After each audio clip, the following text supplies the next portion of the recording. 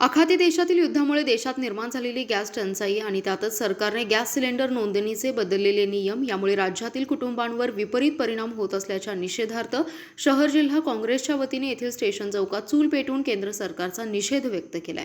शहर जिल्हाध्यक्ष राजेश नाईक आणि विरोधी पक्षनेते मंगेश चव्हाण यांच्या प्रमुख उपस्थितीमध्ये हे आंदोलन करण्यात आले। अमेरिका, इस्रायल आणि इराण यांनी पुकारलेल्या युद्धाचा परिणाम देशातील तेल आणि नैसर्गिक वायू पुरवठ्यावर झालाय। त्यामुळे शहरातील घरगुती आणि व्यावसायिक गॅस सिलेंडरच्या किमतीत मोठी वाढ झाली आहे। तसेच गॅस सिलेंडर नोंदणी करण्याच्या कालावधीत सुद्धा बदल करून तो 15 दिवसातून 25 दिवस करण्यात आलाय।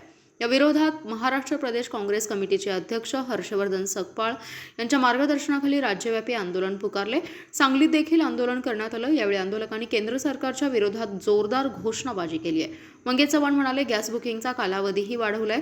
प्रचंड तुटवडा निर्माण झाल्याने हॉटेल बंद होत आहेत। ही दरवाढ अन्यायकारक असून तात्काळ मागे घ्यावी। तसेच घरगुती आणि व्यावसायिक गॅस सिलेंडर ग्राहकांना सहज उपलब्ध करून द्यावेत, अन्यथा तीव्र आंदोलन करण्याचा इशारा यावेळी देण्यात आलाय। या आंदोलनात नगरसेवक मयूर पाटील, हर्षवर्धन पाटील, फिरोज पाटील, प्रमोद सूर्यवंशी, रहीम हट्टीवाले, दिलीप पाटील आदी जण सहभागी झाले। केंद्रातल्या आणि राज्यातल्या सरकारनं जो अन्यायकारक डिझेलवाढ आणि दरवाढ केला आहे, ते म्हणतात की जागतिक ह्याच्यात युद्ध चालू आहे। युद्धाच्या अगोदर 3 महिने वातावरण चालू असताना सुद्धा कुठलेही नियोजन केलेलं नाही।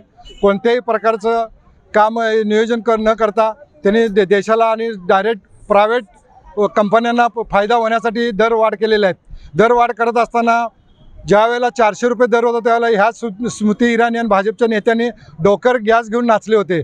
आज 1000 रुपयेपर्यंत गेला तरी त्यांचं कुठं हे करण्याचे प्रयत्न हे केलेले आहेत आणि प्रत्येक वेळेला हे दरवाढ दाबून करतात। कुठल्याही परिस्थिती ही होणार नाही। यावेळेला जर दरवाढ झाले तर आम्ही सर्व काँग्रेस पक्षाचे कार्यकर्ते रस्त्यावर उतरू। आज निर्देशनं केले आहेत आणि आता आम्ही कलेक्टरला निवेदन द्यायला जातो। गेली 10-15 वर्ष ह्या देशावर भाजपचं सरकार आहे आणि या भाजपच्या कालकिर्दीमध्ये ह्यांच्या चुकीच्या धोरणामुळे आज जनता वेठीस धरली जात आहे आणि आज हे गॅस दर किंवा गॅस शॉर्टिंग होणे ह्याला फक्त कारणीभूत भाजप सरकार आहे, मोदींचं धोरण आहे।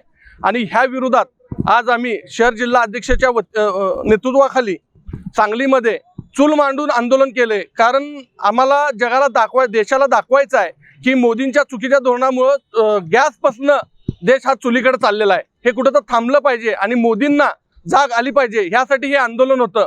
आणि ह्यातनं सुद्धा मोदींना जर का जाग येत नसेल तर ह्याच्यापेक्षा तीव्र आंदोलन करून आम्ही सर्व नागरिकांना घेऊन रस्त्यावर उतरू।